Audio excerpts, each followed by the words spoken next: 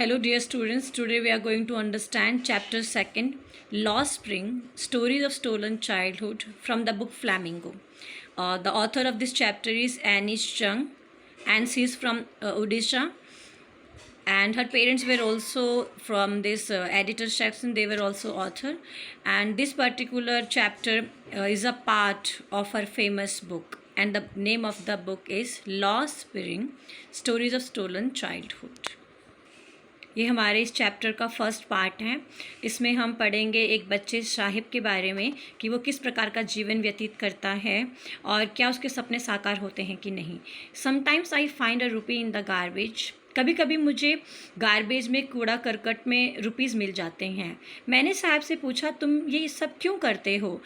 साहिब से मेरा मिलना हो जाता है हर सुबह। जब वो सुबह गार्बेज में, कूड़ा करकट में पैसे तलाश करता है। स्काउजिंग का मतलब ढूंढना। साहिब जो है बहुत साल पहले ये अपने घर को छोड़ के आया है।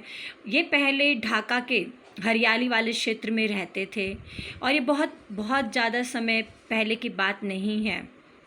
क्या हुआ, जो ये लोग यहाँ पे आए हैं, सीमापुरी में आए हैं। जब ये लोग ढाका में रहते थे तो वहाँ पे बहुत बड़ा तूफ़ान आया। उस तूफ़ान की वजह से इनके खेत और घर बर्बाद हो गए, ऐसे उसकी माँ ने साहिब को बताया। और अब बड़े शहरों में आने के बाद ये जहाँ कहीं भी इन्हें कूड़ा करकट मिलता है, वहाँ पर ये उसको तलाशने लगते हैं कि शायद उनको उसमें कोई पैसा मिल जाए। और मैंने उसकी तरफ देखा तो मैंने उसको बोला कि तुम स्कूल क्यों नहीं जाते। ग्लिबली का मतलब होता है फ्लुएंटली। ग्लिबली का मतलब होता है फ्लुएंटली। और इमीडिएटली मुझे ऐसे लगा कि जो मैंने उसको सलाह दी है ये तो बिल्कुल खोखली है। ऐसा कैसे हो सकता है कि स्कूल जाएं जबकि इनके पास रहने के लिए घर नहीं है, खाना भी नहीं है, और ये कूड़ा करकट में अपनी ज़िंदगी तलाशते हैं। रोज़मर्रा का जीवन जो इनका है, इनकी जो रोज़ी है, वो अगर कूड़ा करकट है तो कैसे ये लोग स्कूल भी जा सकते हैं। मेरे आस पड़ोस में कोई स्कूल नहीं है और अभी कोई स्कूल बनेगा तो मैं वहाँ जाऊँगा। मैंने कहा कि अगर मैं स्कूल बनाऊँगी, मजाक करते हुए मैंने उसको कहा कि अगर मैं स्कूल बनाऊँगी तो क्या तुम आओगे? उसने मुस्कुराते हुए कहा, हाँ मैं ज़रूर आऊँगा। कुछ दिनों बाद वो दौड़ता हुआ मेरे पास आया और उसने मुझसे पूछा, क्या तुम्हारा स्कूल रेडी है? तो मैंने उसको शर्मिंदगी का एहसास मुझे हुआ और मैंने उससे कहा, स्कूल बनने में बहुत समय लगता है। और मैंने जो उसको वादा किया था, इस प्रकार के वादे तो इस दुनिया में भरे पड़े हैं। दुनिया के हर कोने में ऐसे खोखले वादे भरे पड़े हैं। काफ़ी महीने हो गए साहिब को जाने हुए और मैंने उससे एक दिन पूछा, क्या तुम्हें अपने नाम का मतलब पता है? क्योंकि साहिब का पूरा नाम है साहिब ए आलम, लेकिन शायद उसको अपने नाम का मतलब नहीं पता, और अगर उसको पता होता तो वो कहता, ऐसे कैसे? क्योंकि उसको अपने नाम का मतलब ही नहीं पता है। वो अपने दोस्तों के साथ गलियों में यहाँ वहाँ घूमता है, बिना चप्पलों के, बिना जूतों के। जिस प्रकार चिड़ियाँ सुबह आती हैं और दिन होते होते वो गायब हो जाती हैं, उसी प्रकार गरीब बस्ती के इन लड़कों की टोली सुबह आती हैं, कूड़ा करकट को टटोलती हैं और उसके बाद दिन होते होते ये भी गायब हो जाते हैं। मैंने उनसे पूछा, तुम लोग चप्पल क्यों नहीं पहनते? तो उनमें से एक ने बोला, मेरी मम्मी ने सेल्फ से नहीं निकाले, मेरी मम्मी ने अलमारी से नहीं निकाले। तभी उन्हीं में से किसी एक ने कहा कि अगर इसकी मम्मी इसको निकाल के देती तो भी ये नहीं पहनता, क्योंकि वो दोनों मैच नहीं करते। मतलब कि वो दोनों जूते जो होते वो अलग अलग होते, उनका रंग अलग होता। और फिर ऐसा कहते हुए वो जो लड़का है वो अपने पैरों को शफल करने लगा। शफल का मतलब होता है छुपाने लगा वो।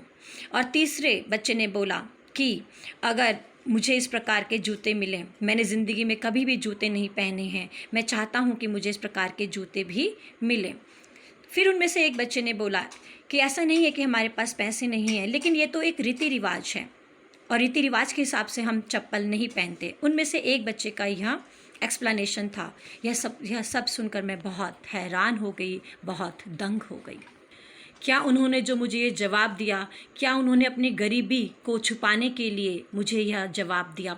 परपेचुअल होता है गरीबी, बहुत ही ज़्यादा गरीबी की जो दशा होती है उसके लिए हम परपेचुअल शब्द यूज़ करते हैं। मुझे एक कहानी याद आ रही है उदीपी की। वहाँ पर एक छोटा सा बच्चा था। जब वो स्कूल जाता था तो वो, उसके जो पापा थे वो मंदिर में काम करते थे। प्रीस्ट का मतलब होता है पुजारी के रूप में। वो मंदिर में रुकता था और भगवान से पूजा करता था कि मुझे भी जूते मिलें। और अब 30 साल बाद जब मैं इस शहर में दोबारा वापस आई और इस मंदिर के बगल में मैंने देखा, तो यहाँ पे जो ये घर है ये बहुत ज़्यादा अलग है, डेसोलेट मतलब बिल्कुल अलग, अकेले में है। और इस घर के जो पीछे आंगन है वहाँ पर अब लाल और सफ़ेद रंग की चेयर रखी हुई है जो प्लास्टिक की बनी हुई है। वहाँ पर एक बच्चा है जो ग्रे कलर के यूनिफॉर्म में है, उसने सॉक्स पहने हुए हैं, शूज़ पहने हुए हैं, और वो हांफता हुआ आता है और अपना स्कूल बैग बगल में जो चारपाई है उसके ऊपर फेंक देता है। बॉय को, लड़की को जब मैंने देखा तो मुझे दूसरे बच्चे की याद आई, प्रार्थना जो उसने भगवान से की, हे भगवान कि मुझे भी जूतों का एक पेयर मिले। और अब मुझे दिख रहा है कि इस मंदिर में जो पुजारी है उसको ज़िंदगी जीने के लिए बेसिक फैसिलिटीज़ अवेलेबल हैं। भगवान ने इन पुजारियों की प्रार्थना तो सुनी, लेकिन मेरे पड़ोस में जो रैग पिकर्स रहते हैं, जो कूड़ा करकट उठाने वाले बच्चे रहते हैं, वो आज भी बिना जूतों के हैं। इन बच्चों को जाने हुए काफ़ी समय हो गया। मैं काफ़ी समय से इन बच्चों को अब जानती हूँ। अक्वेंटेंस मतलब होता है इन बच्चों से मैं परिचित हूँ। ये बच्चे मुझे सीमापुरी में लेके गए। जो सीमापुरी है वो दिल्ली के बाहरी क्षेत्र का एक इलाका है और वहाँ पे ये लोग जो रहते हैं ये स्क्वैटर्स हैं। स्क्वैटर्स वो लोग होते हैं जो अपने देश को छोड़ के दूसरे देश में रहते हैं, उसको स्क्वैटर्स कहते हैं। ये लोग बांग्लादेश से आए थे 1971 में और इन्हीं में से एक परिवार साहिब का भी है। सीमापुरी एक ऐसा जगह है जहाँ पर जो लोग रहते हैं वो गरीबी से पीड़ित हैं, वो गरीबी में जकड़े हुए हैं। उनके जो घर हैं वो मिट्टी के बने हुए हैं। घरों की जो छत है वो टिन और टैरोपुलिन की है। यहाँ पे कोई सीवेज नहीं है, कोई ड्रेनेज नहीं है, यहाँ पे कोई पानी की सुविधा नहीं है और लगभग यहाँ पे 10,000 रैग पिकर्स रहते हैं। यहाँ पर ये लोग 30 साल से ज़्यादा समय से रह रहे हैं।